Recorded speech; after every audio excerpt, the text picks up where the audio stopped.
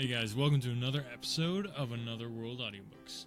In case this is your first time tuning in, just want to say thank you.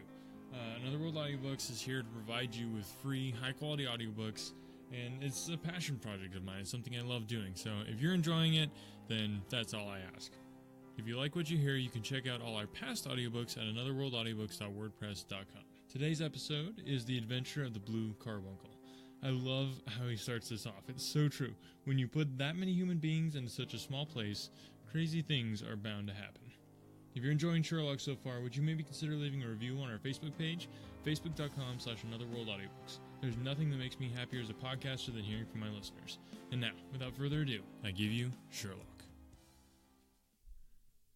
7.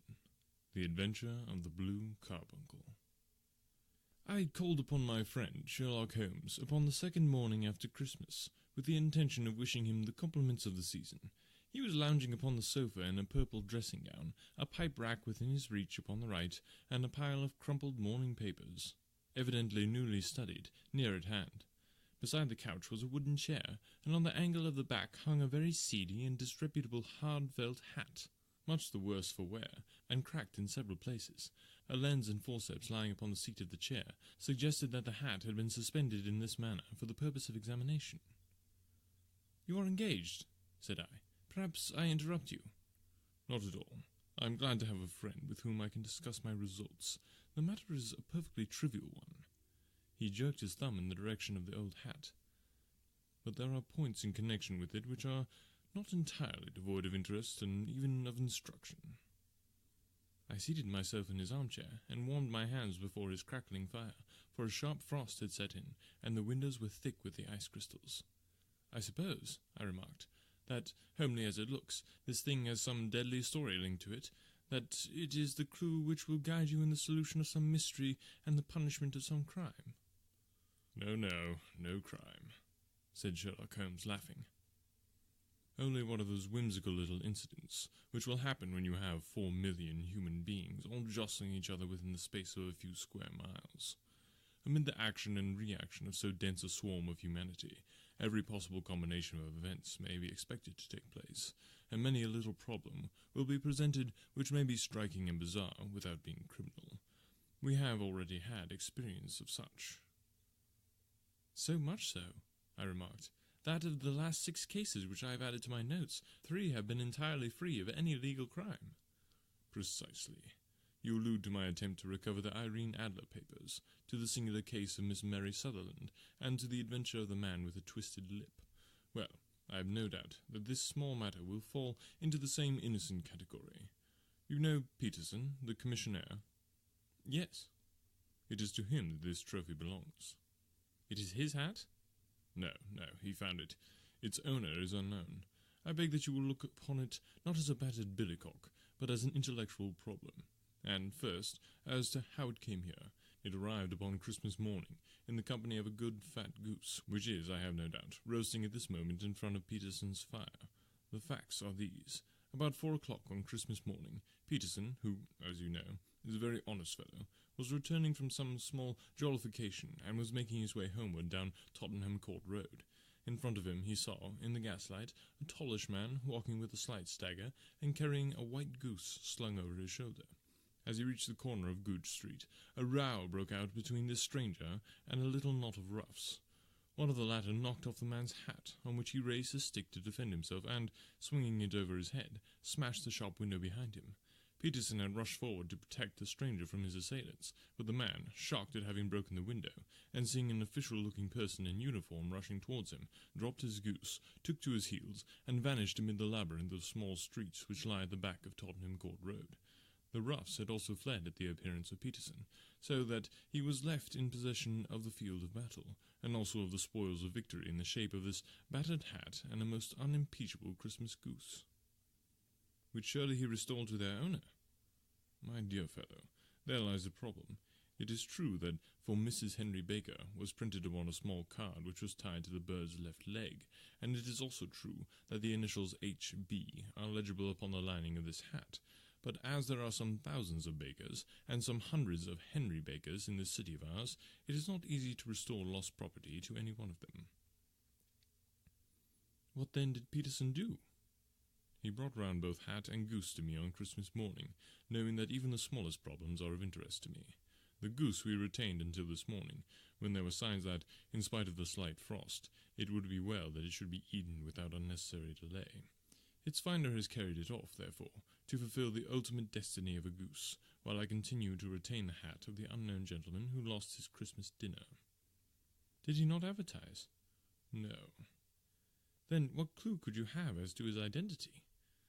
Only as much as we can deduce. From his hat? Precisely. But you are joking. What can you gather from this old battered felt?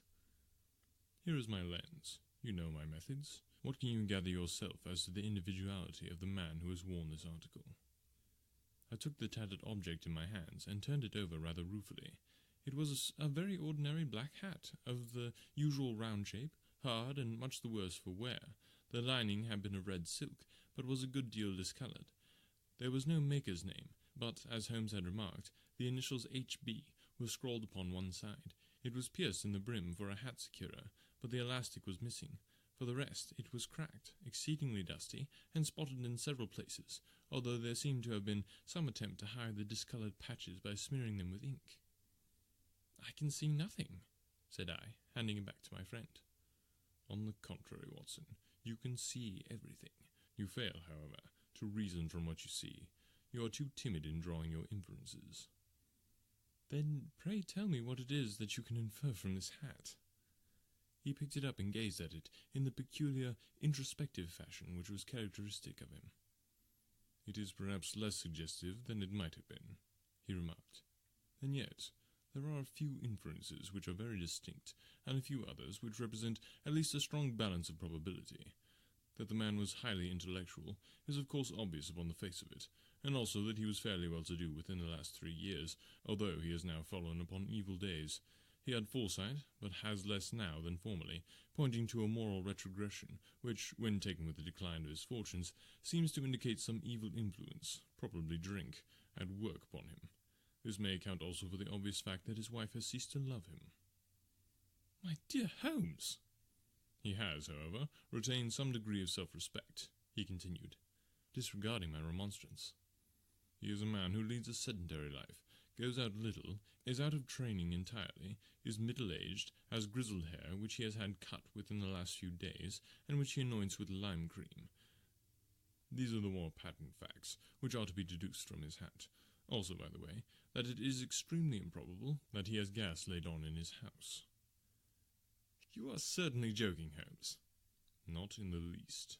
It is possible that even now, when I give you these results, you are unable to see how they are attained."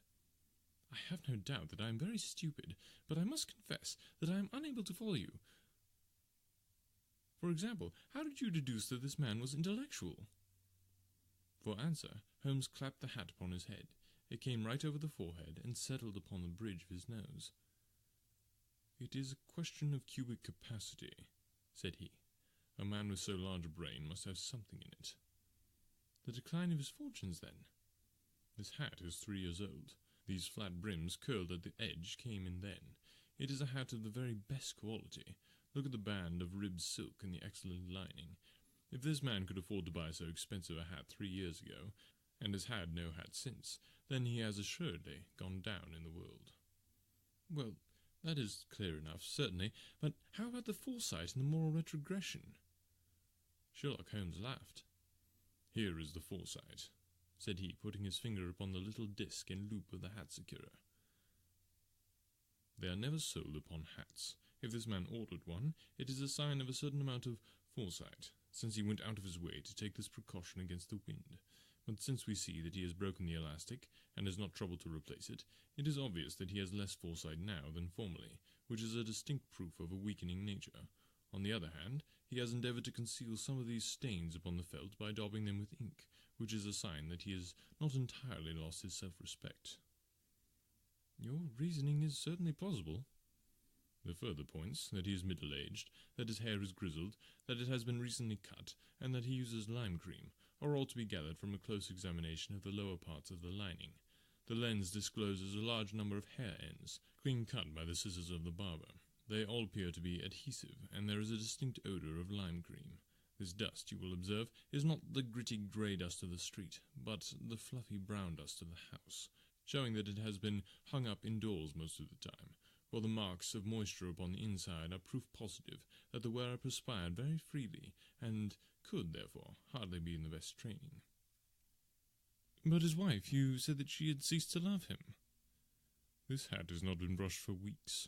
When I see you, my dear Watson, with a week's accumulation of dust upon your hat, and when your wife allows you to go out in such a state, I shall fear that you have also been unfortunate enough to lose your wife's affection. But he might be a bachelor. Nay, he was bringing home the goose as a peace offering to his wife. Remember the card upon the bird's leg.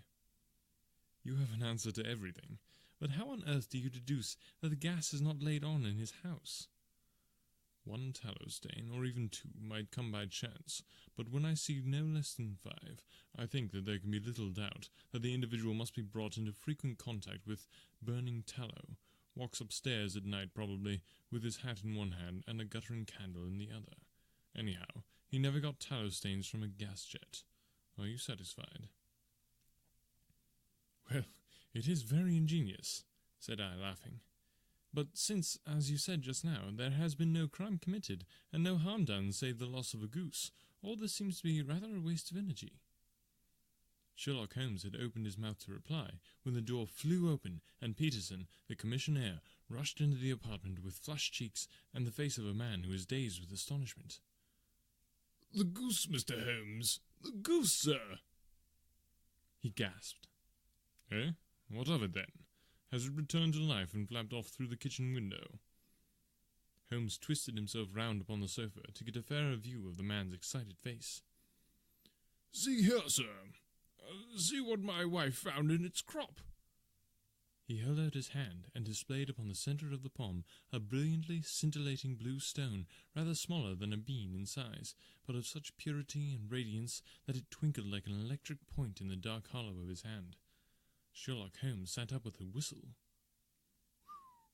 "By Jove, Peterson," said he, "this is a treasure trove indeed. I suppose you know what you have got." "A diamond, sir, a precious stone. It cuts into glass as though it were putty."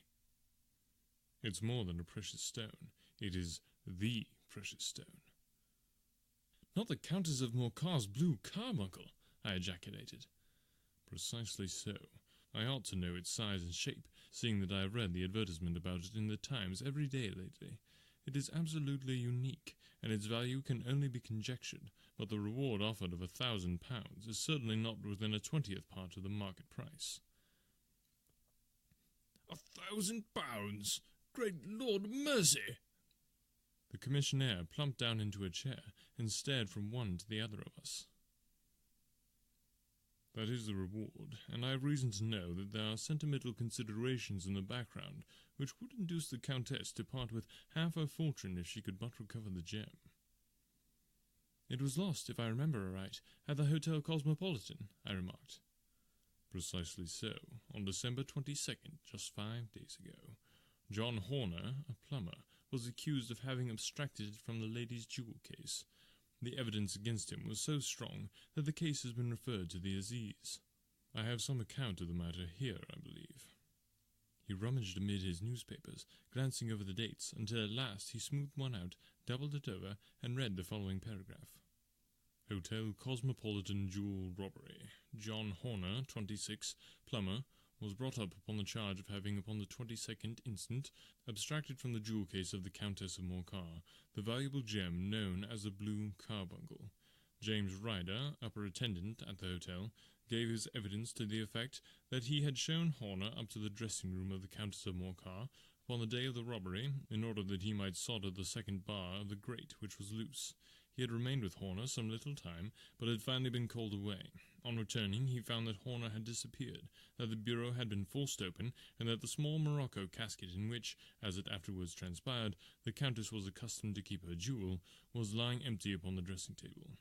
Ryder instantly gave the alarm, and Horner was arrested the same evening, but the stone could not be found either upon his person or in his rooms. Catherine Cossack, maid to the Countess, disposed to having heard Ryder's cry of dismay on discovering the robbery, and to having rushed into the room, where she found matters as described by the last witness. Inspector Bradstreet, B Division, gave evidence as to the arrest of Horner, who struggled frantically, and protested his innocence in the strongest terms. Evidence of a previous conviction for robbery having been given against the prisoner, the magistrate refused to deal summarily with the offence, but referred it to the Assize. Horner, who had shown signs of intense emotion during the proceedings, fainted away at the conclusion, and was carried out of court. So much for the police court, said Holmes thoughtfully, tossing aside the paper. The question for us now to solve is the sequence of events leading to a rifled jewel case at one end, to the crop of a goose in Tottenham Court Road at the other. You see, Watson, our little deductions have suddenly assumed a much more important and less innocent aspect. Here is the stone. The stone came from the goose, and the goose came from Mr. Henry Baker, the gentleman with the bad hat, and all the other characteristics with which I have bored you. So now, we must set ourselves very seriously to finding this gentleman, and ascertaining what part he has played in this little mystery. To do this, we must try the simplest means first, and these lie, undoubtedly, in an advertisement in all the evening papers. If this fails, I shall have recourse to other methods. What will you say? Give me a pencil and that slip of paper. Now then, found at the corner of Goodge Street a goose and a black felt hat. Mr. Henry Baker can have the same by applying at 6:30 this evening at 221B Baker Street. That is clear and concise.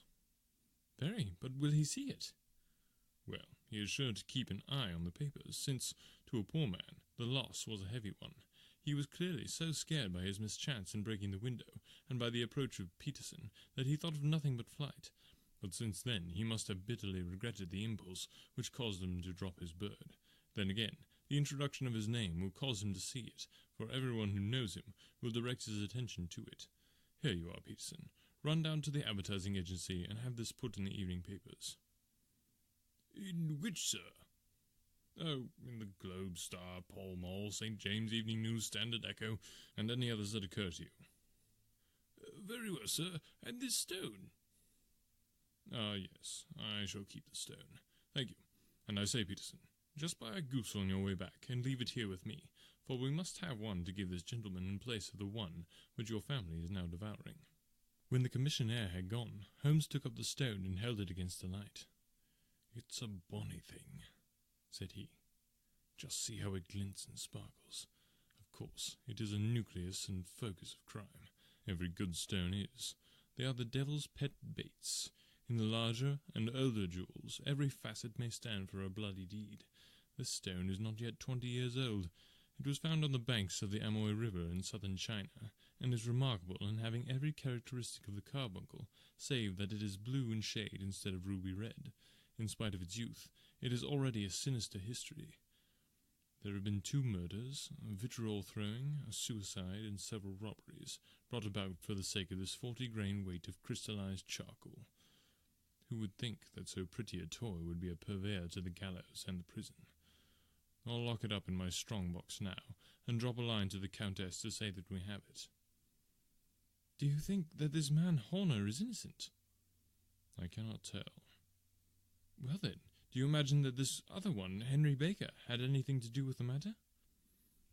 It is, I think, much more likely that Henry Baker is an absolutely innocent man, who had no idea that the bird which he was carrying was of considerably more value than if it were made of solid gold. That, however, I shall determine by a very simple test, if we have an answer to our advertisement. And you can do nothing until then? Nothing. In that case, I shall continue my professional round, but I shall come back in the evening at the hour you have mentioned, for I should like to see the solution of so tangled a business. Very glad to see you. I dine at 7. There is a woodcock, I believe. By the way, in view of recent occurrences, perhaps I ought to ask Mrs. Hudson to examine its crop. I had been delayed at a case, and it was a little after 6:30 when I found myself in Baker Street once more. As I approached the house, I saw a tall man in a Scotch bonnet, with a coat, which was buttoned up to his chin, waiting outside in the bright semicircle, which was thrown from the fanlight. Just as I arrived, the door was opened, and we were shown up together to Holmes's room. Mr. Henry Baker, I believe, said he, rising from his armchair, and greeting his visitor with the easy air of geniality which he could so readily assume. Pray, take this chair by the fire, Mr. Baker. It is a cold night, and I observe that your circulation is more adapted for summer than for winter. Ah, Watson, you have just come at the right time. Is that your hat, Mr. Baker? Oh, yes, sir. That is undoubtedly my hat. He was a large man, with rounded shoulders, a massive head, and a broad, intelligent face, sloping down to a pointed beard of grizzled brown. A touch of red in nose and cheeks, with a slight tremor of his extended hand, recalled Holmes's surmise as to his habits. His rusty black frock coat was buttoned right up in front, with the collar turned up, and his lank wrists protruded from his sleeves, without a sign of cuff or shirt. He spoke in a slow, staccato fashion, choosing the words with care, and gave the impression generally of a man of learning and letters who had had ill usage at the hands of fortune. "We have retained these things for some days," said Holmes, "because we expected to see an advertisement from you giving your address. I am at a loss to know why you did not advertise." Our visitor gave a rather shamefaced laugh.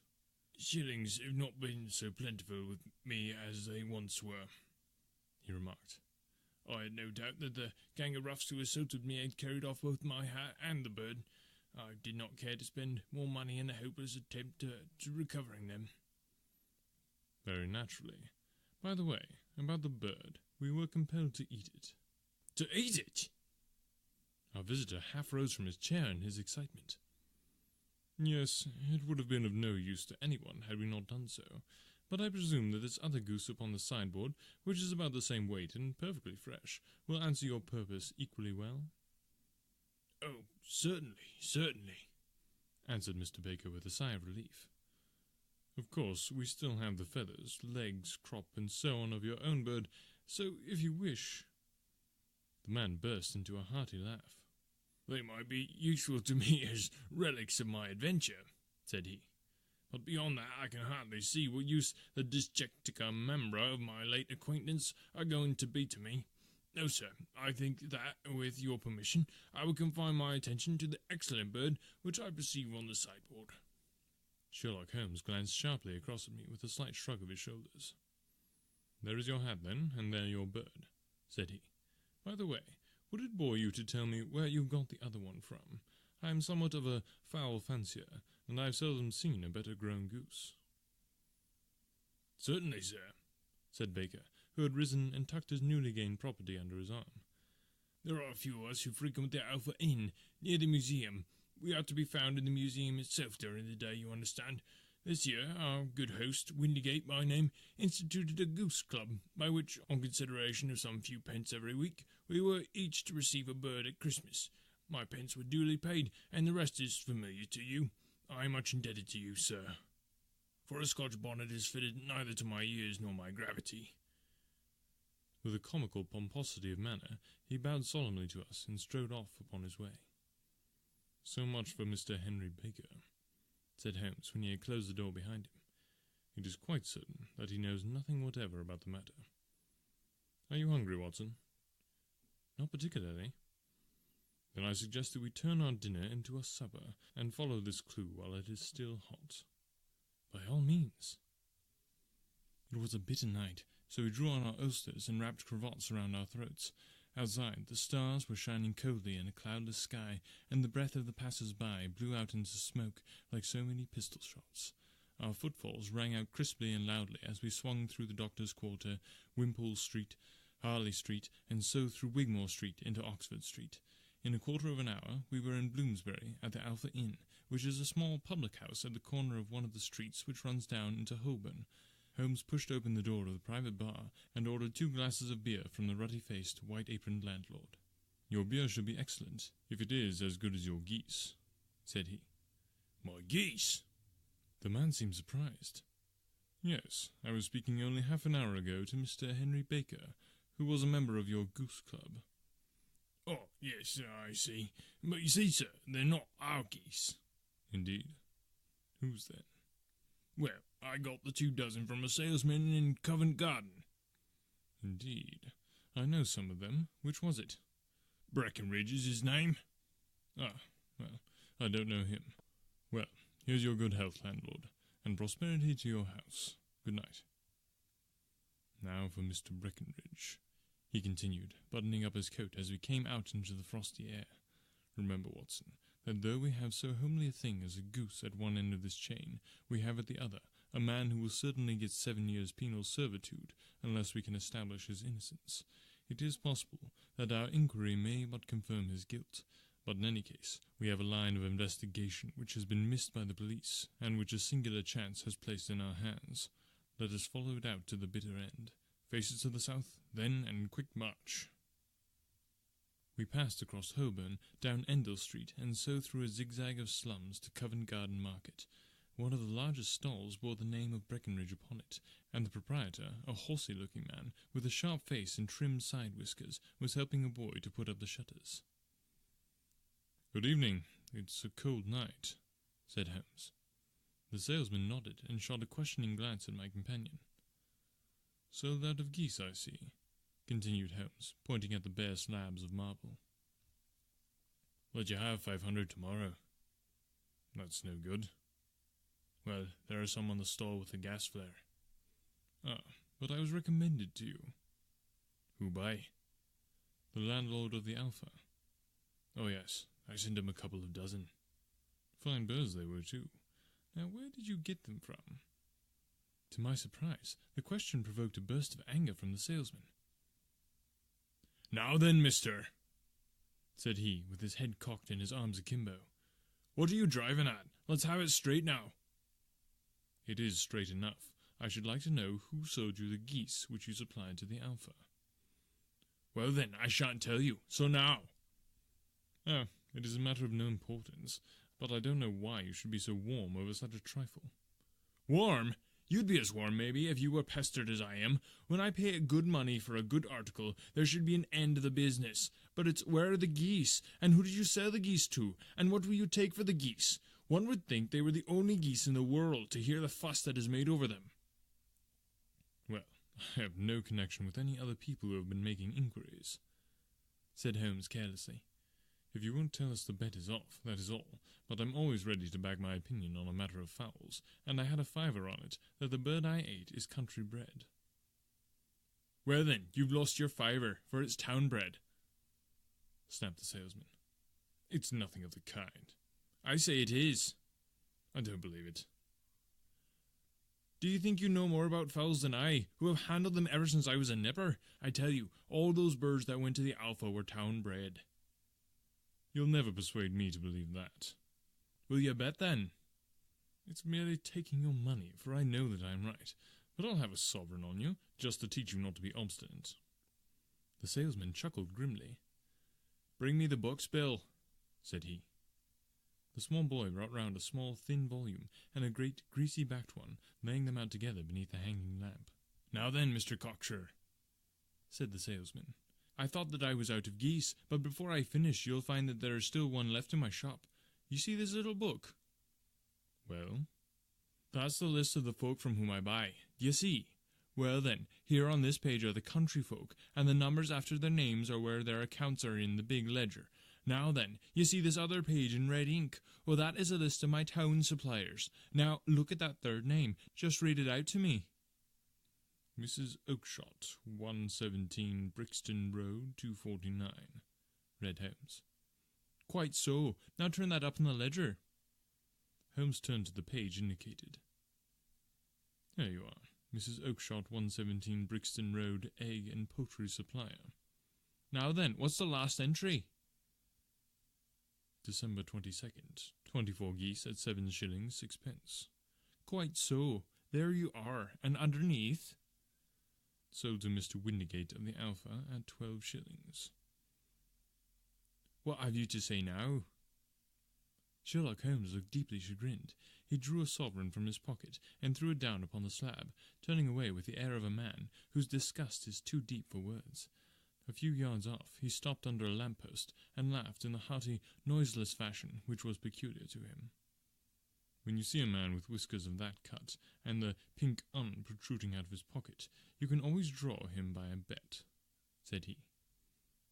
"I dare say that if I had put £100 down in front of him, that man would not have given me such complete information as was drawn from him by the idea that he was doing me on a wager. Well, Watson, we are, I fancy, nearing the end of our quest, and the only point which remains to be determined is whether we should go on to this Mrs. Oakshott tonight, or whether we should reserve it for tomorrow. It is clear from what that surly fellow said that there are others beside ourselves who are anxious about the matter, and I should— His remarks were suddenly cut off by a loud hubbub which broke out from the stall which we had just left. Turning round, we saw a little rat-faced fellow standing in the centre of a circle of yellow light which was thrown by the swinging lamp, while Breckenridge, the salesman, framed in the door of his stall, was shaking his fist fiercely at the cringing figure. "I've had enough of you and your geese," he shouted. "I wish you were all at the devil together. If you come pestering me any more with your silly talk, I'll set the dog at you. You bring Mrs. Oakshott here, and I'll answer her. But what have you to do with it? Did I buy the geese off you?" "No, but one of them was mine all the same," whined the little man. "Well then, ask Mrs. Oakshott for it." "She told me to ask you." "Well, you can ask the King of Prussia for all I care. I've had enough of it. Get out of this." He rushed fiercely forward, and the inquirer flitted away into the darkness. "Ha! This may save us a visit to Brixton Road," whispered Holmes. "Come with me, and we will see what is to be made of this fellow." Striding through the scattered knots of people who lounged round the flaring stalls, my companion speedily overtook the little man, and touched him upon the shoulder. He sprang round, and I could see in the gaslight that every vestige of colour had been driven from his face. "Who are you, then? What do you want?" he asked in a quavering voice. "You will excuse me," said Holmes blandly, "that I could not help overhearing the questions which you put to the salesman just now. I think that I could be of assistance to you." "You? Who are you? How could you know anything of the matter?" "My name is Sherlock Holmes. It is my business to know what other people don't know." "But you can know nothing of this." "Excuse me, I know everything of it. You are endeavouring to trace some geese which were sold by Mrs. Oakshott of Brixton Road to a salesman named Breckenridge, by him in turn to Mr. Windigate of the Alpha, and by him to his club, of which Mr. Henry Baker is a member." "Oh, sir, you are the very man whom I have longed to meet," cried the little fellow with outstretched hands and quivering fingers. "I can hardly explain to you how interested I am in this matter." Sherlock Holmes hailed a four-wheeler which was passing. "In that case, we had better discuss it in a cosy room, rather than in this wind-swept marketplace," said he. "But pray tell me, before we go farther, who is it that I have the pleasure of assisting?" The man hesitated for an instant. "My name is John Robinson," he answered with a sidelong glance. No, the real name," said Holmes sweetly. "It is always awkward doing business with an alias." A flush sprang to the white cheeks of the stranger. "Oh, well then," said he, "my real name is James Ryder." "Precisely so. Head attendant at the Hotel Cosmopolitan. Pray, step into the cab, and I shall soon be able to tell you everything which you could wish to know." The little man stood glancing from one to the other of us, with half-frightened, half-hopeful eyes, as one who is not sure whether he is on the verge of a windfall or of a catastrophe. Then he stepped into the cab, and in half an hour we were back in the sitting-room at Baker Street. Nothing had been said during our drive, but the high, thin breathing of our new companion, and the claspings and unclaspings of his hands, spoke of the nervous tension within him. "Here we are," said Holmes cheerily, as we filed into the room. "The fire looks very seasonable in this weather. You look cold, Mr. Ryder.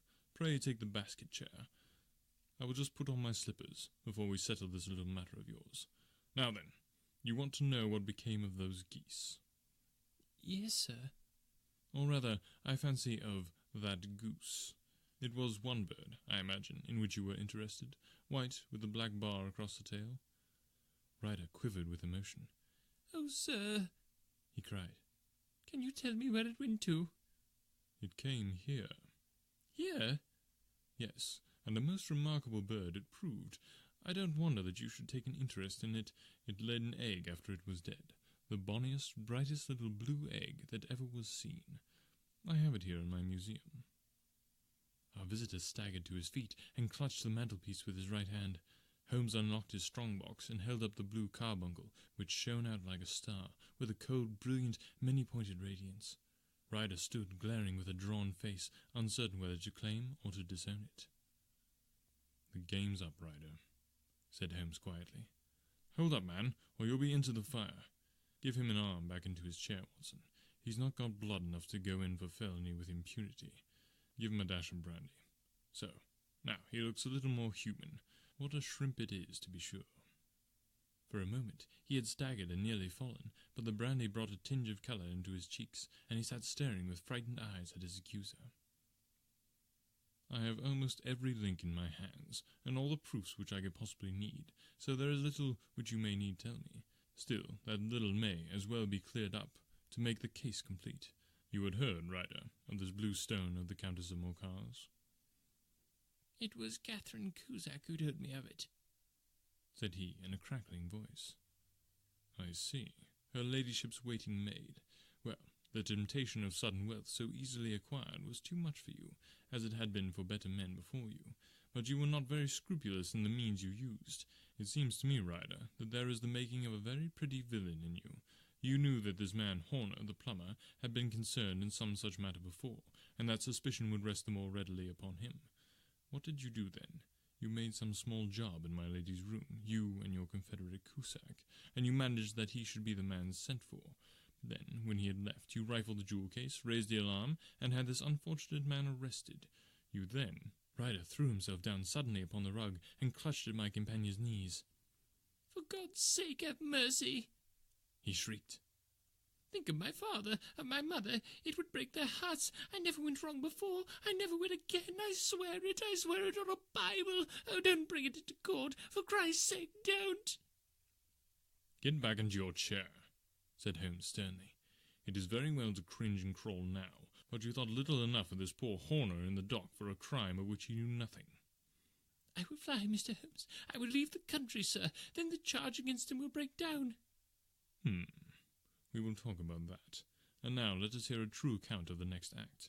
How came the stone into the goose, and how came the goose into the open market? Tell the truth, for there lies your only hope of safety."